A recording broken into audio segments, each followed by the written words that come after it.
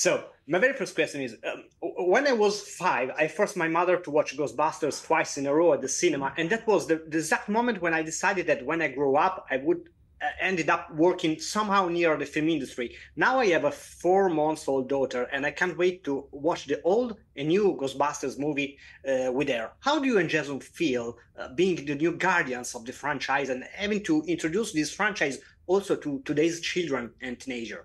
Well, you and I have a lot in common because when that first film came out, I dragged my dad to see it and had the same sort of experience where I felt like I was connecting to the world and the tone and the energy on the screen in a way that hadn't happened for me before.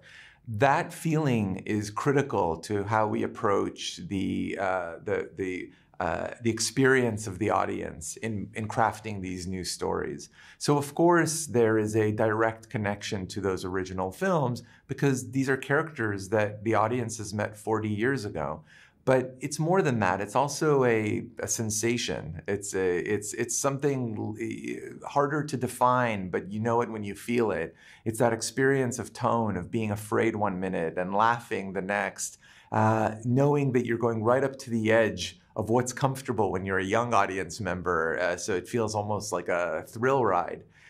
That feeling, knowing that we can draw on our memories of sitting in those theaters as kids and having that experience is absolutely central to how we craft the stories today. So in the movie, there's this super cool chase through the streets of New York with the dragon sewer ghost.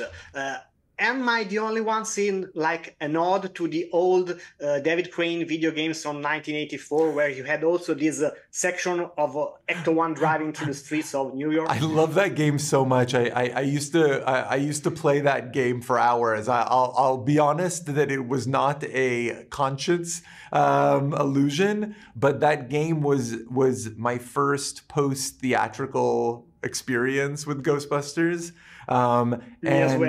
So it must be somewhere in there. And I do love primitive video games. As you can see, there are several moments in the film where I introduced 8-bit graphics into the world of Ghostbusters. So absolutely, there is it's somewhere in my soul.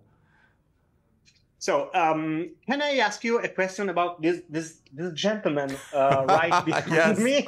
So would you like to somehow tackle Vigo in the future of the franchise with Jason Reitman? Have you ever discussed about this? So I love Vigo. I love Ghostbusters 2, and was really excited actually to draw on Ghostbusters 2 as a core influence for this film, both in its sort of wildness, it's the scale of it, and the idea that the city as a whole is becoming infected by the supernatural event. But I will say, as a storyteller and as a Ghostbusters fan, one of the great joys of finishing Afterlife was feeling like we were putting a period to the villains of the first few films. By trapping Gozer in that field in Oklahoma, it cleared the path for Garaka. And now the canvas is wide open for new and exciting villains with new mythologies.